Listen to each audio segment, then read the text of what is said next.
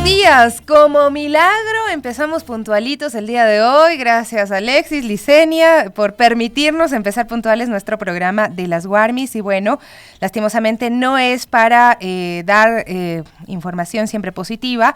Lastimosamente el día de ayer, Charbel Rouana, concejal de Yaguachi y ex esposo de la alcaldesa Viviana Olivares, fue asesinado bajo la modalidad de sicariato. Esto ocurrió la noche de ayer en la parroquia Virgen de Fátima. La alcaldía de Yaguachi ha rechazado y condenado el asesinato de este concejal y ha declarado 3 días de luto nacional. Revisado las cuentas del ministro del Interior, Juan Zapata, de la Policía Nacional sobre este tema, no encuentro información actualizada. Imaginamos que están realizando las acciones investigativas y ojalá haya respuesta oportuna, se pueda atrapar a los responsables, quienes cometieron este crimen en contra del concejal de Yaguachi, pero también seguramente esperaríamos que se dé con los autores intelectuales, porque esto siempre es mandado a hacer, ¿no? Este tipo de cosas que están enlutando al país. Estamos todavía en espera de la respuesta sobre el asesinato de Agustín Intriago, alcalde de Manta, también sobre el asesinato de Fernando Villavicencio, candidato presidencial, y también, por supuesto, sobre el asesinato de Rubén Cherres y otros relacionados con esa trama tan horrenda que ha dañado la política ecuatoriana, porque lastimosamente está involucrado con la política. 9:05, gracias a quienes se comunican a través de las redes sociales, Radio Pichincha Multimedia. Estamos en YouTube y también pueden seguirnos a través de Facebook Radio Pichincha. Nuestro canal de Telegram está activo. Únase, búsquenos como Radio Pichincha para que reciba la información actualizada. Todas las noticias minuto a minuto las actualizamos a través de nuestro canal de Telegram, donde usted tiene ahí todos los temas. También hay una alerta, Emilia, que está activada. Ayúdanos a encontrarla. Génesis Maite Andrango, Panamá, fue vista por última vez 21 de octubre de 2023 en el sur de Quito. Si tiene información, comuníquese al 911 o al 1-800 delito, 1-800-33-54-86. Esta pequeña niña está desaparecida desde el 21 de octubre, es decir, ya son varios días. Ayer se activó la alerta Emilia. A mí lo que me queda como retumbando un poco es que se supone que la alerta Emilia debe aparecer en los teléfonos, en las redes sociales de los ciudadanos y ciudadanas, y no está funcionando este mecanismo, lo cual también nos genera dudas acerca de la efectividad de esta herramienta. Si bien son las personas, los ciudadanos y ciudadanas, quienes empiezan a compartir inmediatamente cuando ven esta alerta Emilia activada. Ojalá y puedan dar pronto con el paradero de esta pequeña niña que tiene apenas 9 años, y pues esa es la información, lo tienen en su pantalla. Sigan compartiendo. Había preguntado hace instantes a la Fiscalía, nos dicen lamentablemente todavía no tenemos información sobre su paradero. 9:06. Hacemos una brevísima pausa, ya volvemos con más de las Warmis.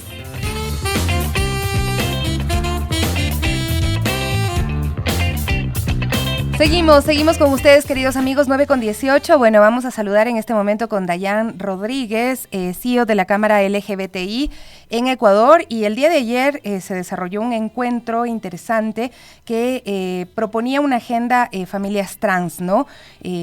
Hablaban distintos exponentes sobre lo que es la diversidad y también la necesidad de la apertura y de la promoción de derechos en este ámbito. Mi querida Dayan, ¿cómo estás? Buenos días. ¿Qué tal les fue ayer? Hola, buenos días. Muchas gracias por la invitación. Bien, para ser muy franca, bien. Solo corregir un pequeño detalle, está con una actividad de la Asociación Silueta X. Uh-huh. Perfecto. ¿Me escuchas, Dayan? Sí, por supuesto. Entonces, bueno, la desarrollamos en la ciudad de Quito, en las oficinas de Vasco de Contreras y Luis Cadena de Silueta X y también la Cámara. En este acto estuvieron algunas autoridades y por supuesto también nosotros tratamos de promover un concepto de embajadores de las familias trans. Uh-huh. Bueno, cuéntanos un poquito, porque ahora mismo entre nuestra audiencia habrá personas que se preguntan cuál es la agenda que tiene los colectivos LGBTIQ+ en torno a las familias trans y cuáles son las necesidades o las vulneraciones de derechos a las que se enfrentan. Bueno, una de las cosas importantes que nosotros debemos conocer es que a pesar de que tenemos una legislación favorable, derechos que consagran justamente la identidad de género, muchas personas trans lamentablemente no se encuentran amparadas en el sentido ya tácito del derecho en la realidad, ¿no? Uh-huh. Entonces, tenemos familias que conocemos, por ejemplo, en la costa, la de Dan Acosta, justamente, el apellido es Acosta, tiene un hijo y justamente también ha sufrido discriminación. Yo también como parte de una familia trans en relación a nuestra hija, que ella ya tiene 2 años y medio, cuando hemos buscado un espacio de la educación primaria para ella, no la han querido recibir, no es ni siquiera por ella, sino por nosotros. Entonces, eso sumado, por ejemplo, a etapas del embarazo de los hombres trans, en el caso de mi pareja, en el caso de Dan, en el caso de Giovanni Jaramillo, de aquí de Quito, de la Fundación Bolivarianos Diversos, que de hecho él hizo su proceso de transpaternidad hace casi más de 20 años, cuando se desarrollaba justamente el tema de la despenalización de la homosexualidad. Entonces hay un sinnúmero de historias que nosotros tratamos de promover primero, y segundo, cómo estas lamentablemente dentro del contexto ecuatoriano de forma general han sufrido discriminación y cómo justamente también debe de insertarse dentro del concepto tradicional, con todo el respeto de familia, el tema no solo de familias diversas, sino también el tema de familias trans, porque familias diversas se asocian mucho a las familias homoparentales. Está el caso Satia también, que se llevó hace algunos años aquí en Ecuador, pero también debemos de dar un paso o un salto al reconocimiento de las familias trans, y por eso justamente la campaña. Uh-huh. ¿Cuál es el concepto de familia que ustedes de alguna forma están tratando de que exista información, ¿no? de que la ciudadanía entienda lo que para ustedes es la familia trans y lo que para todos significa una familia? Yo creo que el tema de familia trans no es una cuestión que tiene que ver específicamente con una estructura como la conocemos, sino más bien tratamos de promover una constitución de familias de sus diversos tipos, en realidad. Entonces, en ese sentido, no se crea que las familias trans solamente son de personas trans, sino puede ser una familia trans, una pareja, un hombre cisgénero y una mujer trans, que es la muy común. Puede ser también estas personas trans que de repente a veces ni siquiera están dentro de su entorno familiar, sino que se encuentran, por ejemplo, en albergues, pero estos albergues o estos lugares con el tiempo llegan a conformarse su espacio familiar. Y lo mismo con las parejas homoparentales, aquellos que no tienen hijos, no necesariamente la constitución de una familia tiene que ver con hijos, y un sinnúmero, vuelvo a repetir, de tipologías que dentro del marco de lo que es la constitución de la familia no se lo reconoce. Entonces, lo que trata de promover más allá de la campaña es justamente esa ruptura, la ruptura del reconocimiento de la familia, esa familia que lamentablemente ha estado excluida a partir de esta norma que nosotros conocemos como familia, mamá, papá y 3 hijos, 2 varones y una niña. Entonces, más o menos ese es el concepto familiar tradicional que se vende en todos los ámbitos y que no necesariamente siempre es o debe de ser así. Entonces, va desde ese sentido justamente, y cómo trata de incorporarse al concepto de familia estas otras familias que han estado excluidas históricamente. Tú decías que la Constitución del Ecuador es garantista, llena de derechos, libertades, pero en la práctica faltan políticas públicas de inclusión también para las comunidades y la población LGBTIQ+. ¿Cuáles serían sus expectativas en torno a política pública que se pueda implementar para reconocer precisamente estos derechos?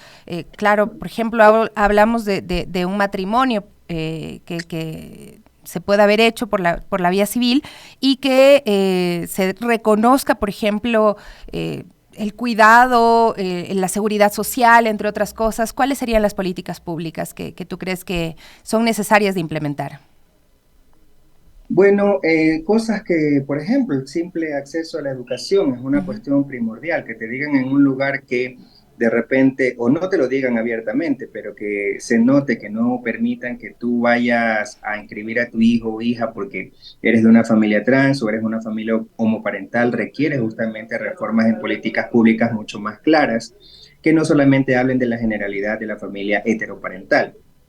En ese sentido, eso es solamente un eje. ujú. Está el eje de la salud también. Aquellos hombres trans que gestan y que lamentablemente en los espacios públicos de salud de repente no son recibidos adecuadamente o son cuestionados justamente que por qué hace un proceso transicional para verse como hombre y luego decide hacer un proceso de gestación. Esas son premisas que no le pertenecen ni al sector público ni al funcionario público. Entonces, en ese sentido, son otras formas que también debería de modificarse también la atención Ujú. con respecto, y estoy hablando justamente de la etapa de gestación. Estamos hablando también del Código de la Niñez y la Adolescencia, en donde solo se reconoce este tipo de cómo es, de concepto de interés superior del niño o niña, pero no se reconoce también que existen niños y hijos que vienen justamente de familias homoparentales o familias trans, y esto también debe ser introducido en ese ámbito. Obviamente con sus premisas adecuadas y por supuesto con el conocimiento multidisciplinario que requiere el caso, pero no necesariamente porque no esté en este marco legal no existe, sí existe, pero todavía no está reconocido.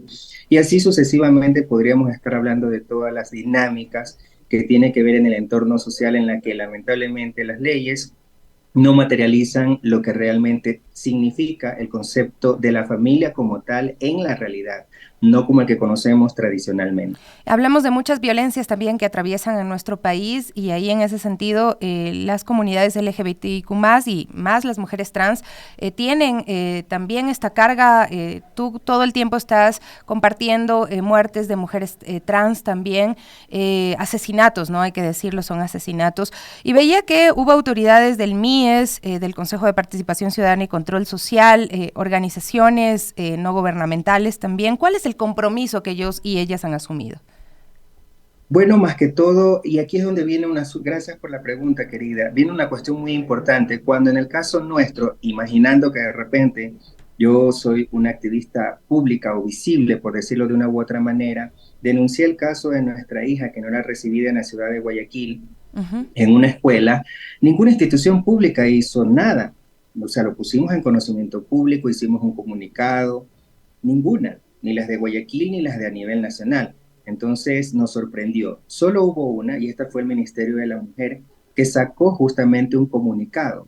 Pero lo más extraño de todo esto es que luego borraron el comunicado y de hecho se encuentra compartido con el borrado en las cuentas de Twitter de Silueta X, que ahora es X, y en la mía personal también, tanto en Instagram y en Facebook. Entonces, ¿cómo es posible que una institución pública haya justamente elaborado un boletín para luego borrarlo? O sea, ¿cuál fue el motivo de aquello? Entonces, eso nos dio una alerta. Ujú. Si esto pasa con una persona, con personas que somos activistas, que llevamos una lucha pública y abierta, ¿qué cosas no suceden en contra de las poblaciones que lamentablemente no salen del closet o no quieren hacer pública justamente su vida o cualquier tipo de acto que lamentablemente merma en la cuestión de derechos? O sea, ¿cuántos de estos casos no hay que lamentablemente no son públicos y nosotros no lo hacemos público? Entonces, en esa medida, si una institución pública hace eso, ¿qué podemos esperar dentro del entorno social de nuestro país?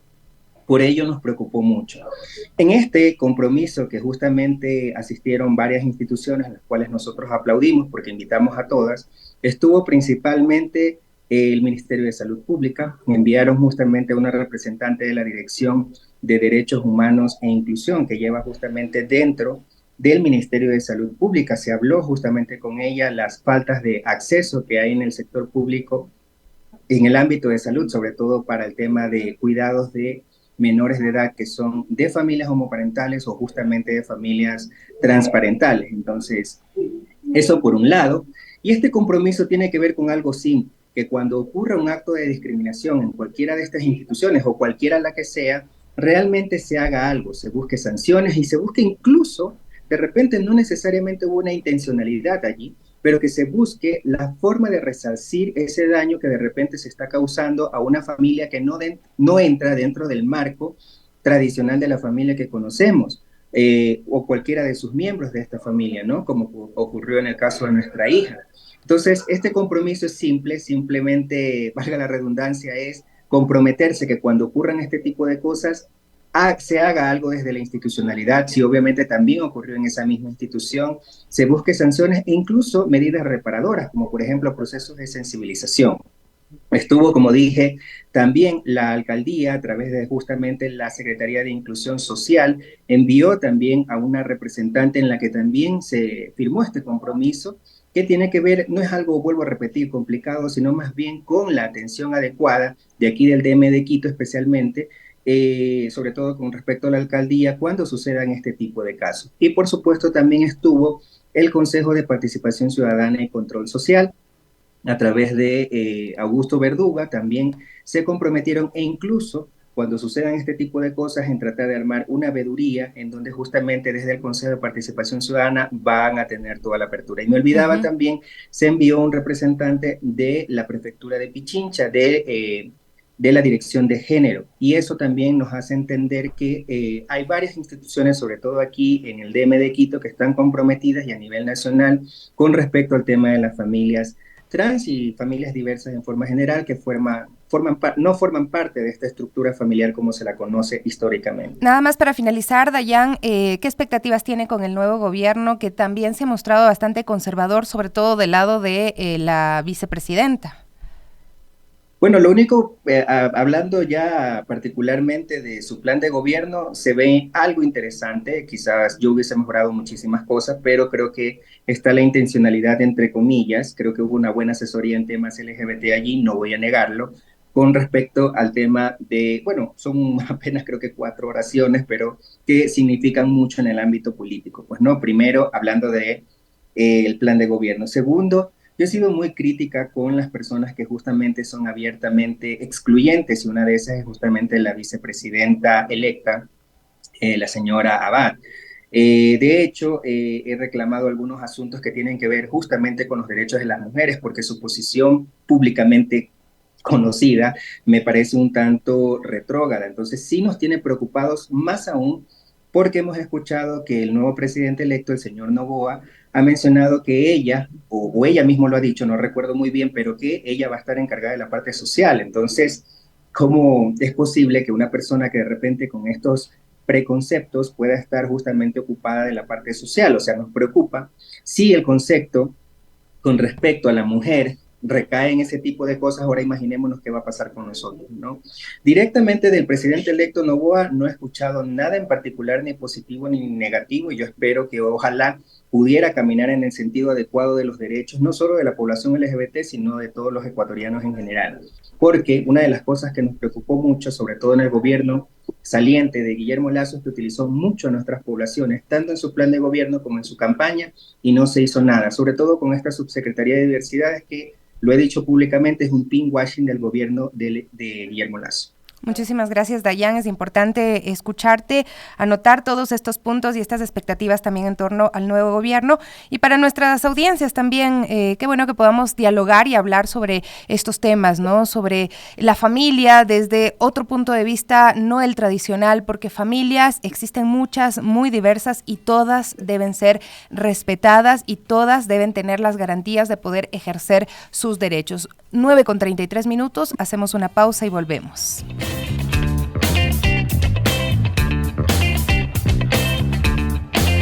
Estamos con ustedes nuevamente, gracias a todos quienes están conectados a través de las redes sociales. MR, bueno, ojalá nos ponga su nombre.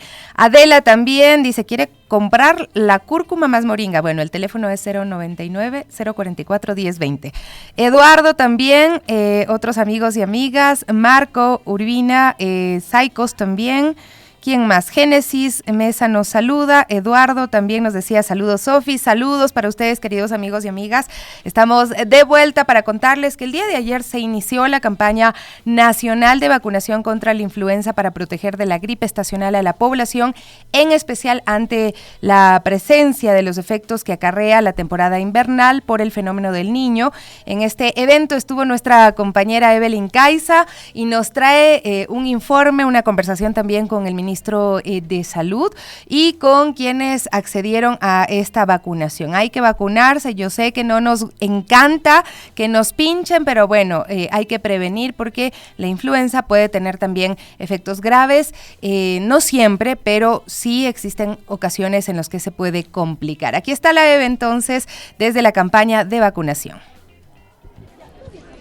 ¿Cómo están, queridos amigos de las Warmis? Así es, nosotros nos encontramos en esta mañana en la Rumiñahui, en donde ya arrancó la jornada de vacunación en contra de la influenza, pero para conocer más detalles sobre esta enfermedad estacional que golpea también a no solo adultos, ¿no?, sino a niños y a todo tipo de personas, vamos a conversar un poquito con el ministro de Salud que se encuentra acá en esta jornada para ver qué nos dice sobre esta enfermedad. Ministro, muy buenos días, bienvenido a las Warmis. ¿Cuáles son los síntomas de esta enfermedad y en la actualidad qué cifras se tiene de personas contagiadas? Bueno, la influenza es una enfermedad respiratoria transmitida por varios tipos de virus. La vacuna que estamos poniendo está justamente adecuada, es una vacuna actualizada para el virus de la influenza A, H1N1 y AH3N2, que son los virus que están circulando actualmente. Durante el año tenemos pocos casos, hemos tenido 6.500 casos de influenza, pero empieza la temporada de influenza, la temporada invernal, debido a las lluvias, al frío, la concentración de población también que hay normalmente en las festividades de fin de año, y también el fenómeno del Niño que está pronosticado y que ya empieza la humedad y empezarán las lluvias en la costa.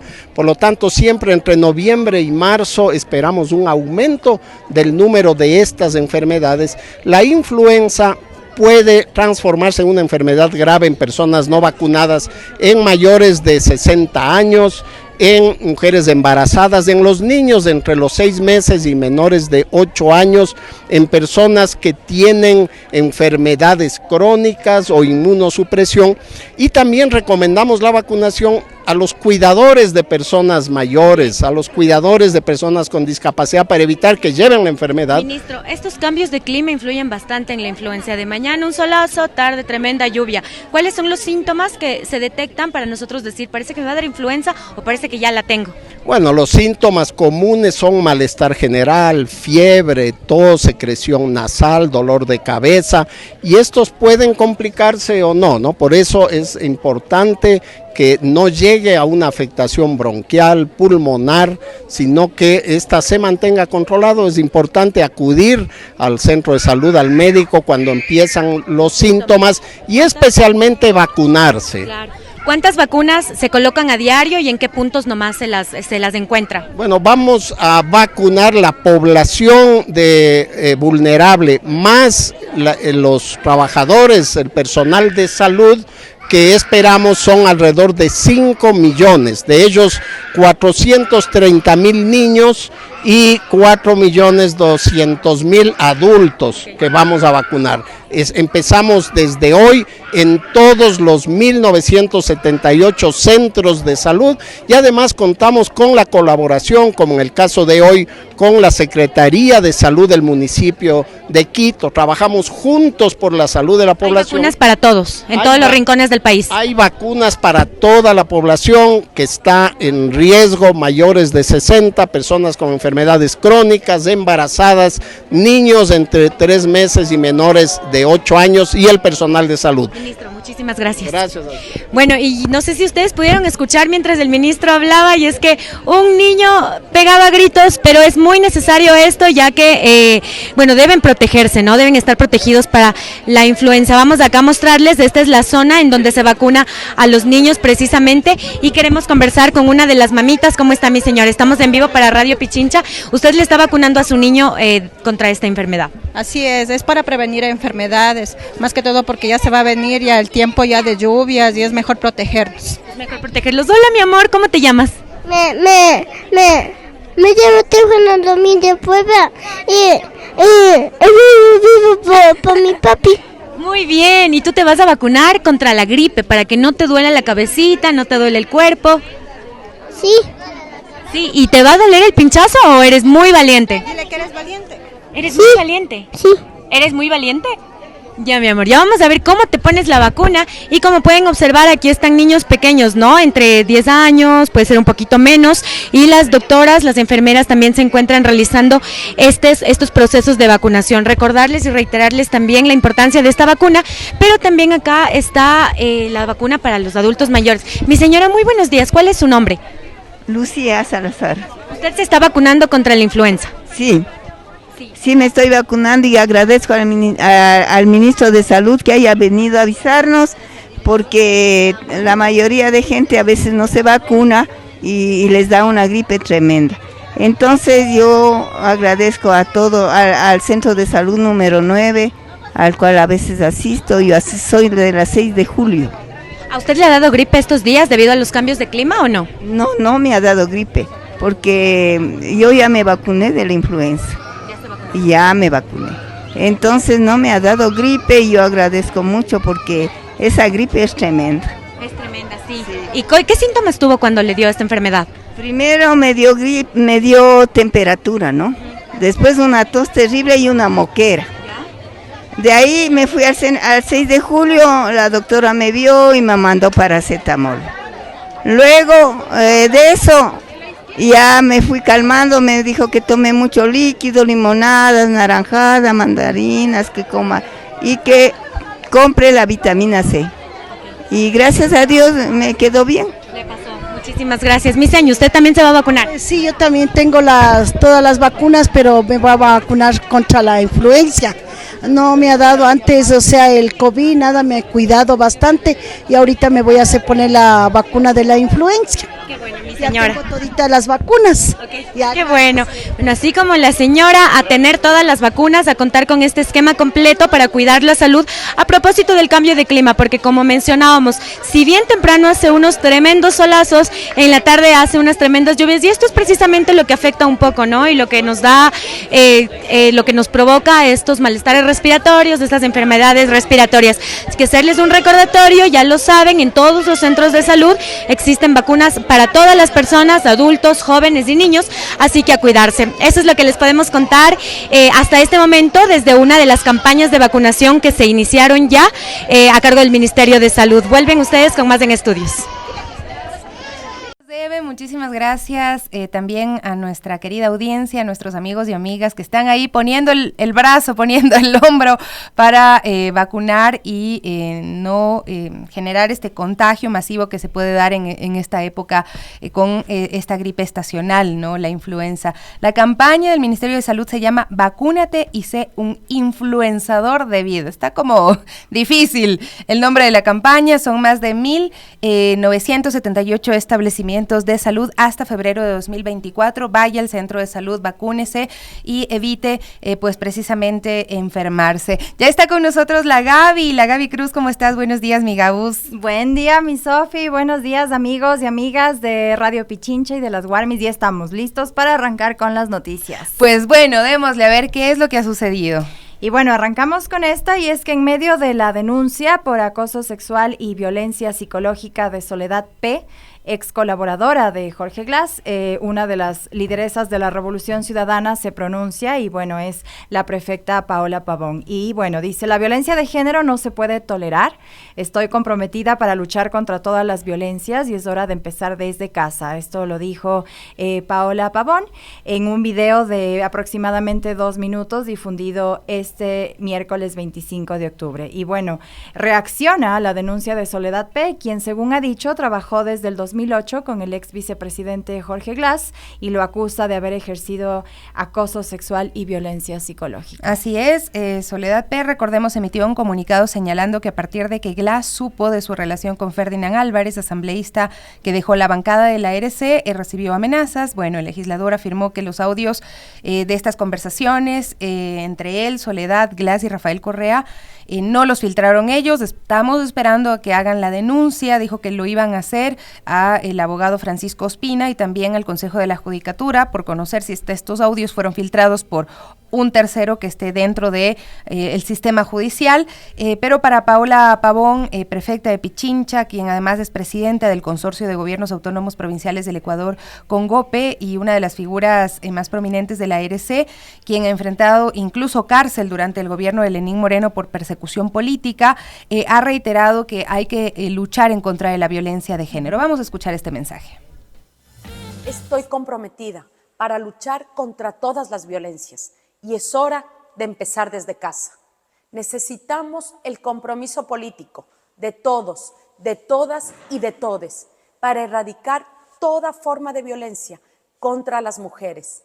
Ese es mi compromiso y seguiré trabajando para ello, como lo he hecho durante toda mi militancia política, porque lo más importante es proteger a las víctimas en cualquier espacio.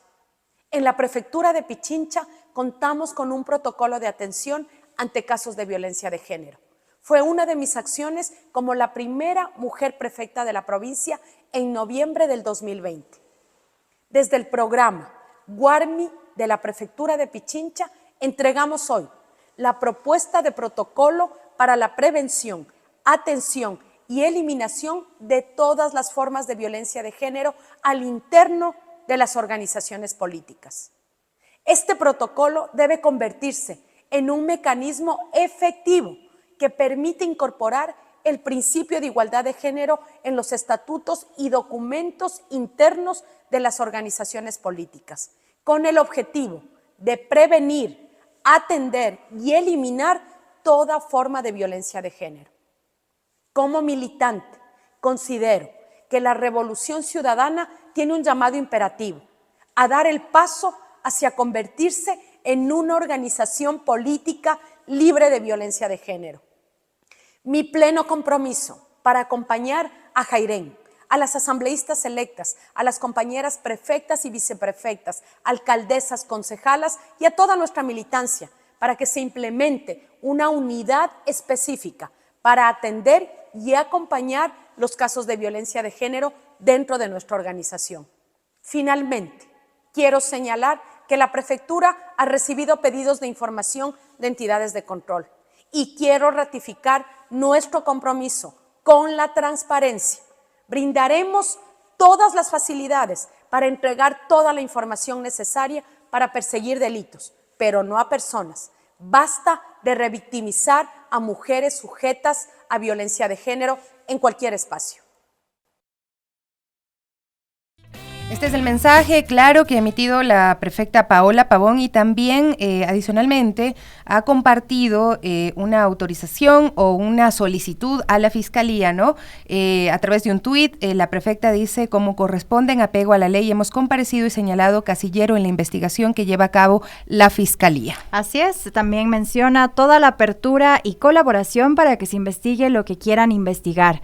No hacen falta shows mediáticos, toda la información está a disposición del fiscal a cargo. Así es, esto es lo que ha emitido en este comunicado, que pueden verlo a través de su cuenta de Twitter, recibido ya por la Fiscalía General del Estado. Lo decía ayer Alexis, en la prefectura de Pichincha se han hecho varias auditorías de talento humano en los últimos años, coincidiendo también con la época en la que esta funcionaria ha trabajado en la prefectura de Pichincha. 9 de la mañana con 49 minutos, 9 con 49 COVID-19. Vamos a pasar de tema, esto también es importantísimo, se anunció un paro de transporte pesado en Carchi. Así es, René Gómez, coordinador nacional de la Confederación Ecuatoriana de Transporte Pesado, anunció que desde la medianoche de hoy, el sector compuesto por 230,000 transportistas paralizará el servicio a escala nacional. Y bueno, el dirigente indicó que el transporte pesado tiene el respaldo del Comité Empresarial Ecuatoriano, también los puertos privados de Guayaquil y otros gremios que se unen a la paralización debido al nivel de delincuencia e inseguridad que vive el país. Y bueno, dicen, no solo son pérdidas materiales, sino que también se trata de transportistas que están siendo asesinados en las carreteras y secuestrados, ¿no? Los compañeros y vehículos. En entrevista a un medio local, Gómez manifestó que en principio se puede hablar de unos 20 millones de dólares mensuales de pérdidas por la inseguridad, pero al final la cifra se hace incalculable porque hay conductores que prefieren no denunciar por temor. Un compañero de Carchi cuenta esta historia, fue secuestrado, su familia tuvo que pagar $5,000 para que lo liberen y luego $3,000 para recuperar su vehículo. La delincuencia tiene más control que la policía, aseveró. Sí, es terrible y bueno, los transportistas pesados ya no quieren más diálogos, es lo que mencionan, sienten que son engañados y que esas breves reuniones con las autoridades solo sirven para decir que supuestamente están haciendo algo para mitigar esta inseguridad y delincuencia, pero ya no se sienten respaldados. Dicen que ya no asistiremos a reuniones de protocolo porque luego dicen que están trabajando en algo que no es cierto. Fuertes declaraciones. René Gómez contó que ahora mismo en la vía Quevedo-Santo Domingo todos los camiones paralizan hasta esperar la luz del día y salir en convoy para que, ante la ausencia de la Policía Nacional en las carreteras, puedan sentirse algo protegidos. Esto ya es insostenible, son muchas las pérdidas. El dirigente ha enfatizado que el paro es indefinido hasta que el gobierno saque una resolución por escrito respecto a la militarización y presencia policial en las carreteras. En este sentido, aclaró que los transportistas no bloquearán las carreteras, pero sí se declararán de brazos caídos. Y aquí está precisamente, el Carlitos nos pone las imágenes de lo que fue un asalto que fue terrible. Era una camioneta de donde se bajaron delincuentes armados que iban por la carretera como dueños de la carretera con sus armas, pasamontañas y todo esto, generando esta situación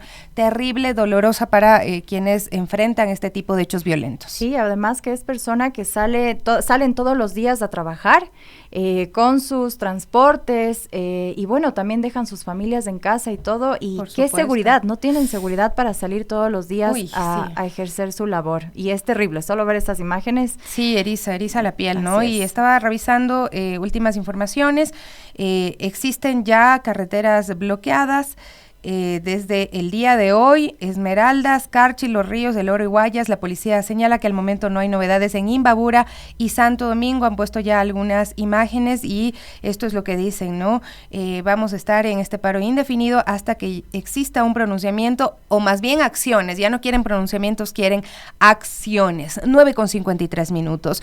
Más temas y en esta oportunidad que tienen que ver con el ámbito de la salud. Así es, y es que la Agencia de Aseguramiento de la Calidad de los Servicios de Salud y Medicina Prepagada, ACES, clausuró como medida provisional de protección un establecimiento de salud privado con tipología de hospital del día.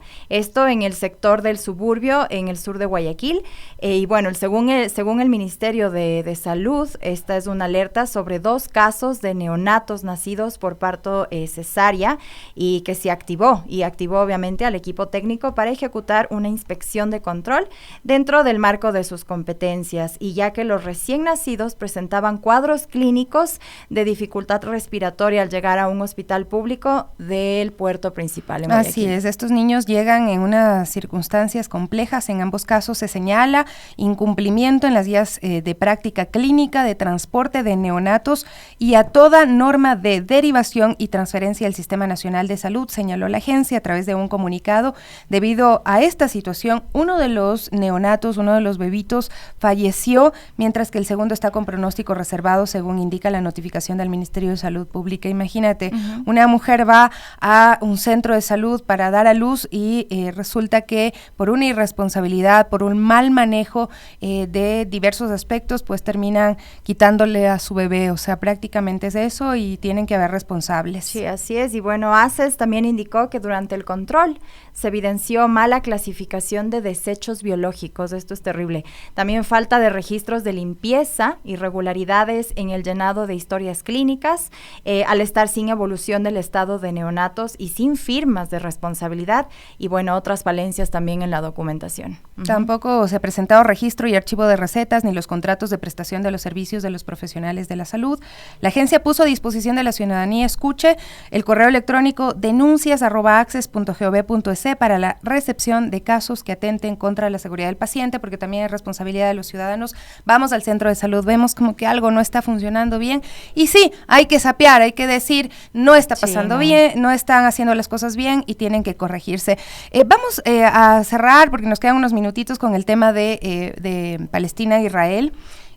Así es. Es bien duro lo que está pasando cada en día esta zona, hay en Oriente nuevos Medio. registros, así es, y al menos 5.791 palestinos ya han muerto por los bombardeos israelíes en la Franja de Gaza, y más de 2.000 eran niños. Y bueno, también del otro lado se registran 1.400 víctimas mortales por el ataque que ejecutó el grupo terrorista Hamas en Israel desde el pasado 7 de octubre. Y bueno, antes del 7 de octubre ya sumaban unos 18.000 palestinos asesinados desde el inicio de la ocupación y 9 millones de desplazados. Eso sí, es buscando refugio en todas partes del mundo. Así es, este conflicto no empieza el 7 de octubre, eso lo decimos y lo remarcamos, porque hay que buscar y ahondar en la historia. De hecho, en medio de esta situación se desarrolló ayer una sesión del Consejo de Seguridad en Naciones Unidas sobre Palestina, y el secretario de la ONU, Antonio Guterres, se expresó de la siguiente forma y precisamente recaba un poco más allá, habla de 1948, habla de la situación histórica de Palestina e Israel. Escuchemos. Es importante reconocer que los atentados de Hamás no se produjeron de la nada. El pueblo palestino lleva 56 años sometido a una ocupación asfixiante. He visto cómo su tierra era devorada sin cesar por los asentamientos y asolada por la violencia, cómo se asfixiaba su economía, cómo se desplazaba su población y se demolían sus hogares. Su esperanza de una solución política a su difícil situación se ha ido desvaneciendo. Pero los agravios al pueblo palestino no pueden justificar los atroces ataques de Hamás. Y esos atroces ataques no pueden justificar el castigo colectivo del pueblo palestino. Esto es lo que ha dicho Antonio Guterres, el secretario general de la ONU, pero debemos decirlo también, han hecho falta que sean asesinadas 5.791 personas, más de ellos niños, 1.400 víctimas mortales también por el ataque de Hamás en Israel, para que desde la comunidad internacional se transparente este tema y se lo hable tal como es. Ha causado una reacción, ¿no? Sí, desde totalmente. Israel. Desde las autoridades estuvieron muy molestas en el momento del pronunciamiento de Guterres, y sí, se veían ahí en imágenes cómo estaban discutiendo, realmente no se les escuchaba, pero estaban discutiendo las autoridades israelíes por este pronunciamiento. Más tarde también las autoridades israelíes piden que dimita el secretario general de la ONU porque no les gustó lo que escucharon. Pero no solamente ha sido el secretario general de la ONU el que lo ha dicho, vamos a revisar un hilo también que recoge algunas declaraciones de lo que se dijo ayer en las intervenciones de los países que participaron en este encuentro. Lo ha puesto Elena Villar, que es periodista de RT, y por ejemplo, ya lo de Antonio Guterres lo escuchábamos, pero la Autoridad Nacional Palestina dice: cuando los representantes terminen sus discursos hoy, habrán matado a 150 palestinos, incluyendo 60 niños. En las últimas 2 semanas mataron a más de 5.700 palestinos, incluyendo 2.300 niños y 1.300 mujeres. Comparándolo con la población de Gaza, equivale a 145.000 ciudadanos británicos o 700.000 de Estados Unidos. Casi todos los que mató Israel son civiles. Más de 1 millón de desplazados. Solo el derecho internacional y la paz merecen el apoyo incondicional de sus países. Más injusticias y matanzas no harán que Israel sea más seguro, es lo que ha dicho el líder de la Autoridad Nacional Palestina, que ha participado de este encuentro. Sí, así es. Bueno, en contraparte, Israel también se pronunció fuertemente sobre este tema y mencionaron: los de Hamas son los nuevos nazis, igual que el mundo civilizado se unió para derrotar a los nazis, igual que el mundo civilizado se unió para derrotar al ISIS. El mundo civilizado tiene que unirse respaldando a Israel para derrotar a Hamas. Qatar financia y alberga a los líderes de Hamas, puede hacer que se liberen a todos los rehenes que están en manos de los terroristas. Este ha sido el pronunciamiento de Israel. Brasil, por su parte, ha dicho: el Consejo de Seguridad ha creado una base de normas contra el terrorismo y se tratan de normas y principios que incluyen el uso de la fuerza y la lucha contra las narrativas terroristas. La estrategia requiere un pleno respeto de los derechos humanos. Los niños siempre deben ser consideradas víctimas. Para alcanzar la paz hay que respetar el derecho internacional y lograr la solución de los dos estados. Así es. Bueno, Estados Unidos dijo que es un mayor conflicto y esto sería devastador para toda la región y el mundo, y que piden a todos los estados miembros que den un mensaje firme a cualquier acto que esté pensado en abrir otro frente contra Israel o Estados Unidos, ¿no? Dicen, no lo hagan. Bueno, Rusia también dice: este acto terrible y los eventos trágicos son resultado de decisiones de Washington por sabotear soluciones a cuestiones fundamentales de este conflicto prolongado y sustituyen la buena voluntad con medidas punitivas económicas. China, dice el Consejo de Seguridad, tiene que utilizar un lenguaje claro y sin ambigüedades y exigir un alto al fuego de inmediato y decir que si siguen los enfrentamientos la situación terminará en una catástrofe que consuma toda la región y echando por tierra la solución de los dos estados. Jordania dice: parece que Israel está por encima de la ley, ya que está violando el derecho internacional sin ningún tipo de disuasión, está creando asentamientos sin consecuencia alguna, confisca tierras sin rendición de cuentas, está haciendo que los habitantes de Jerusalén tengan que huir. La guerra cada hora mata a 14 palestinos civiles. Otros estados, nada más como Namibia, ha calificado los ataques de Gaza por parte de Israel como genocidio. Vale la pena revisar este hilo de tweets y ver qué es lo que ha dicho cada país, pero me ha sorprendido que por fin están diciendo lo que está pasando allá, que es un conflicto que viene de mucho más atrás. Gaby ya nos dice que nos tenemos que ir. Nos vamos, mi Sofi, que tengan todos un lindo día y nos vemos mañana nuevamente aquí en Las Guarmis. Chao, chao.